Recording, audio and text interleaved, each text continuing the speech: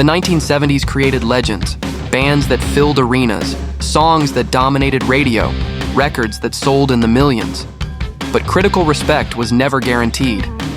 For some artists, success became a liability. The bigger they got, the harsher the backlash became. Critics didn't just dislike them, they dismissed them, labeled them, and never let it go. These are 10 bands from the 1970s that critics never forgave. Number 10. Bread. Baby, I'ma need you. You're the only one. When Bread emerged in the early 1970s, they weren't trying to be radical. They were precise, melodic, emotionally direct. Songs like Make It With You and Baby, I'm a Want. You were built on soft arrangements and intimate vocals. No distortion, no rebellion, just restraint.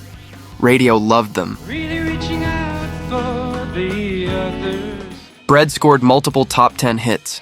Their songs became staples on AM radio and adult-oriented playlists. They were everywhere. Critics were unimpressed. The music was labeled soft rock, a term that quickly became an insult.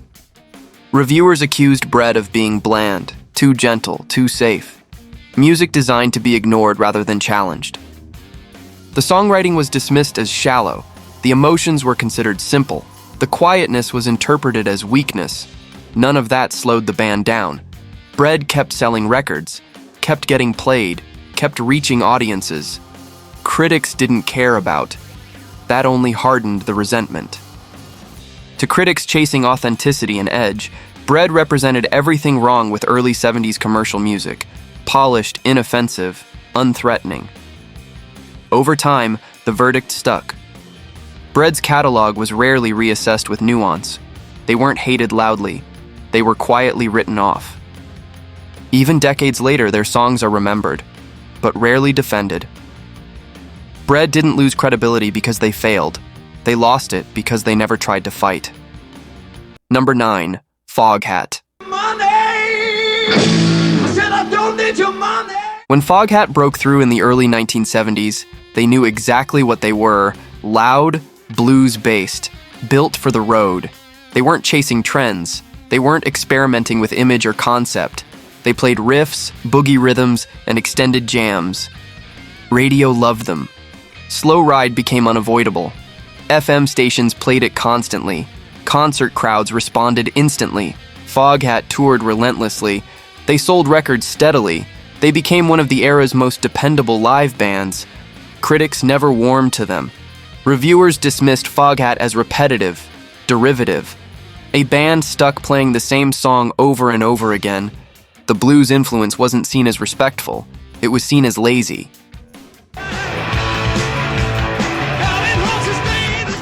Long solos were criticized as indulgent.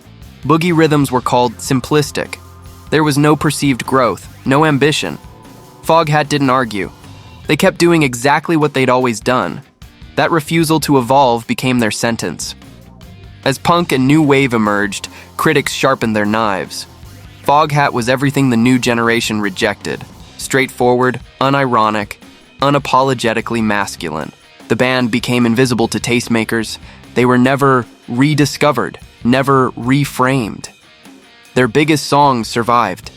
The band's reputation did not. Foghat didn't lose critical favor because of a bad album. They lost it because they never tried to be anything other than what they were. Critics never forgave them for that. Number 8. Styx. Babe, I'm leaving. I must be on. When Styx rose in the mid to late 1970s, they aimed higher than most of their peers. They wanted grandeur, concept albums, theatrical storytelling, progressive ambition filtered through arena rock. Radio embraced them. Songs like Come Sail Away, Fooling Yourself, and Renegade were everywhere. The hooks were undeniable. The choruses were built for stadiums. Commercially, Styx were unstoppable. The problem wasn't success. It was tone. Reviewers accused Styx of taking themselves too seriously. The lyrics were called pompous. The concepts were labeled overwrought. Science fiction themes, philosophical monologues, narration layered over power chords. To critics raised on grit and authenticity, Styx felt artificial. That tension peaked with Kilroy Was Here in 1983, but the resentment started much earlier. By the late 70s, critics had already decided Styx represented everything punk and new wave were rebelling against. Excess, pretension, corporate ambition dressed up as art. The irony was that Styx were skilled musicians, tight harmonies, careful arrangements, clear vision. None of it mattered. Once the pretentious label stuck, it never came off. Their hits endured, their reputation didn't. Styx weren't rejected for lacking ideas. They were rejected for having too many and presenting them without irony. Critics never forgave them for reaching so hard. Number 7, Bay City Rollers. When the Bay City Rollers exploded in the mid-1970s, it happened fast. Too fast. Tartan scarves, matching outfits, haircuts engineered for posters, not stages. Teenagers adored them. Radio played them constantly. Saturday night hit number 1. Screaming crowds followed them everywhere. For a brief moment, they were marketed as the next Beatles. Critics recoiled. From the beginning, the Rollers were treated as a product, not a band, manufactured, disposable, built for hysteria rather than longevity. The music was dismissed as bubblegum. The image was ridiculed as costume. The fans were mocked for their age. It didn't matter that the band could play. It didn't matter that they wrote and performed their own material. The narrative was already set. By the time backlash arrived, it was brutal. Journalists treated them as a cautionary tale, a warning about what happens when pop chases youth too aggressively. When tastes shifted, critics showed no mercy. The Rollers weren't reevaluated. They weren't defended. They were erased. Unlike other teen idols, they never got a redemption arc. No critical reassessment, no nostalgic forgiveness. The image stuck permanently. The Bay City Rollers weren't punished for failure. They were punished for success that looked embarrassing in hindsight. Critics never forgave them for being loved by the wrong audience. Number 6, Bachman-Turner Overdrive.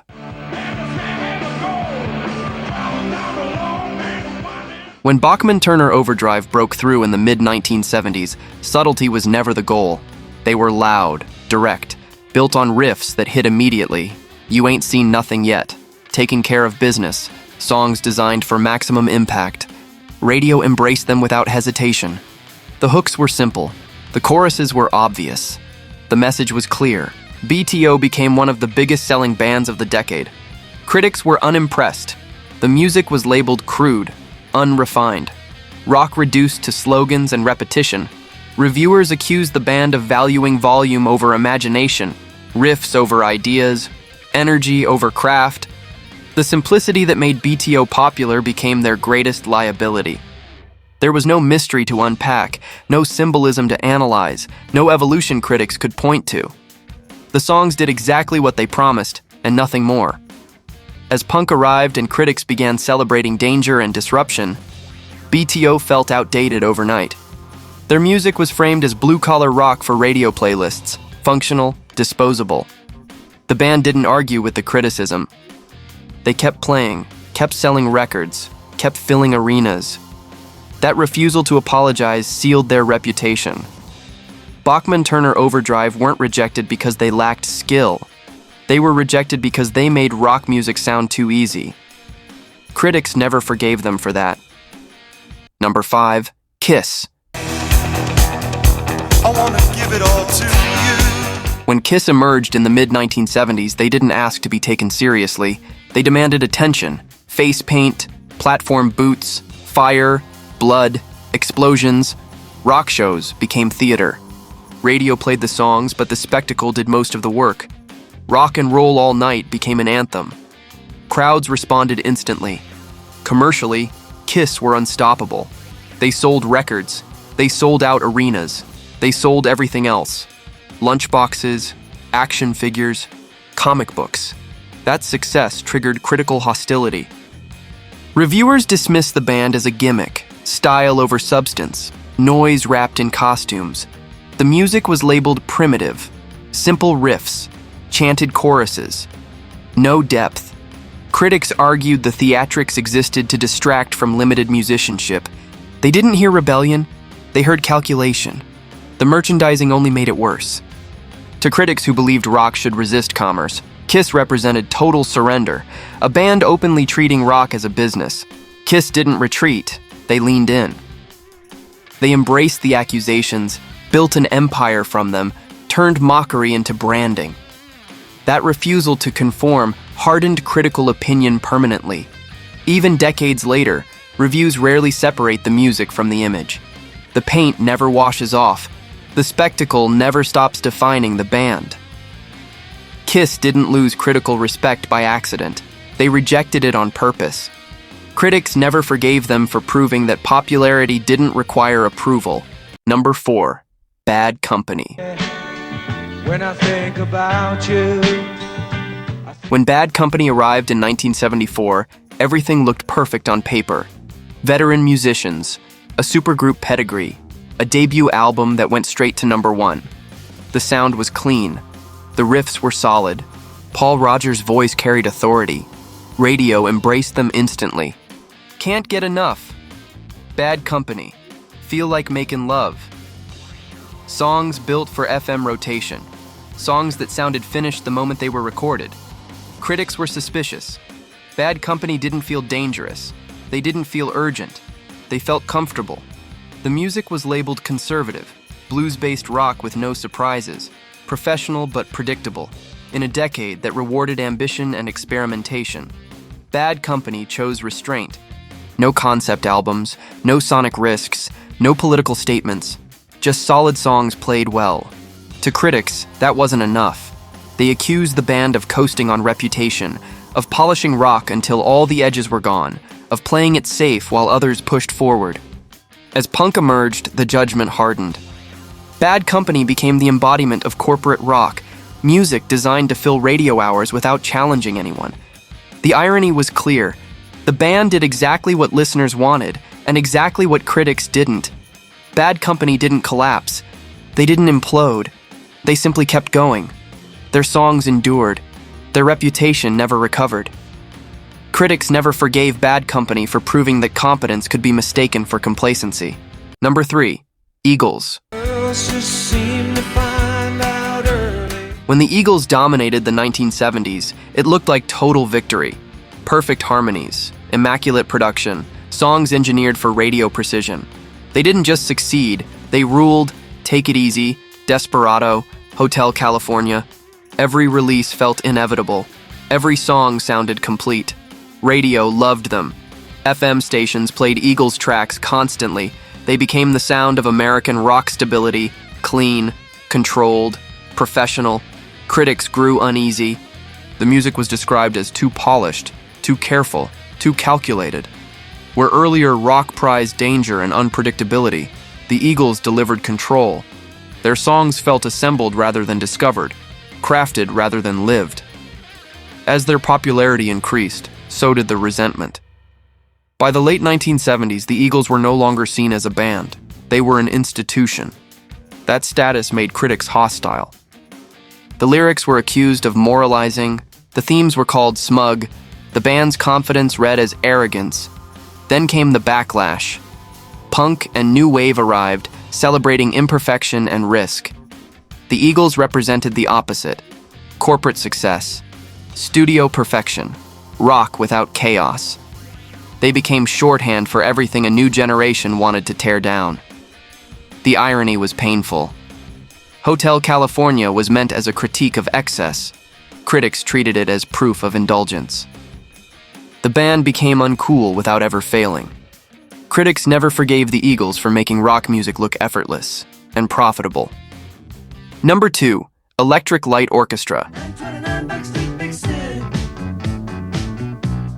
When Electric Light Orchestra emerged in the early 1970s, they weren't trying to fit in. They were trying to expand rock music, violins, cellos, layered harmonies, and meticulous arrangements. Jeff Lynne had a clear idea. Take the melodic ambition of the Beatles and push it forward using orchestration and studio precision. Radio loved the results. Evil Woman, Livin' Thing, Telephone Line, Mr. Blue Sky, hit after hit. Impeccable production, songs that sounded huge and unmistakable. Critics hesitated. The problem wasn't melody, it was control. ELO sounded too perfect, too calculated. Every note felt planned. To critics who valued spontaneity and grit, ELO felt synthetic.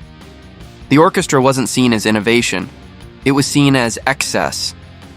As punk stripped rock down to its bones, ELO stood for the opposite: layered soundscapes, polished vocals, studio dominance. Then came disco. When ELO incorporated dance rhythms in the late 1970s, the backlash hardened.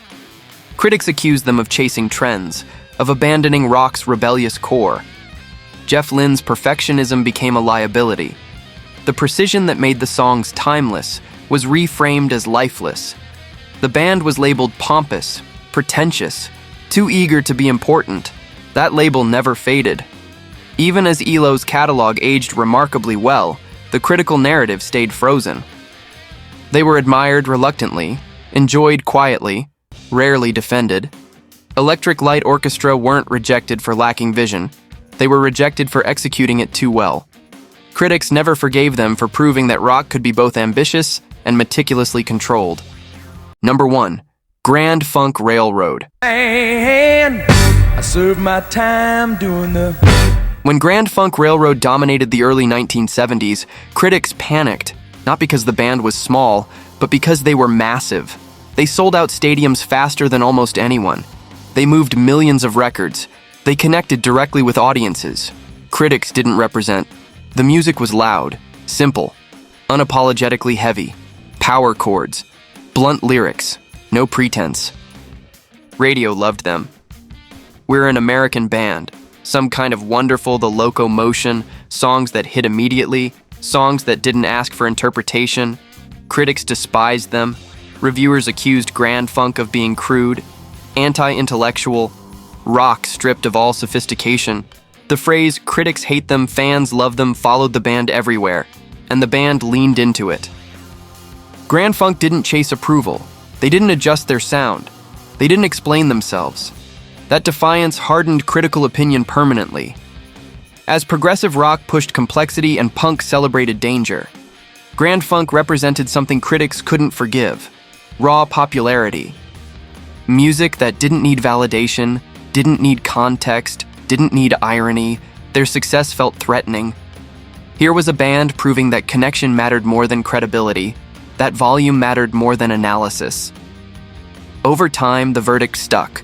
Grand Funk Railroad became a punchline in music journalism, a band used as shorthand for excess without refinement. Their sales numbers were undeniable, their influence obvious, their reputation never recovered. Grand Funk Railroad weren't rejected because they failed. They were rejected because they proved critics didn't matter, and critics never forgave them for that.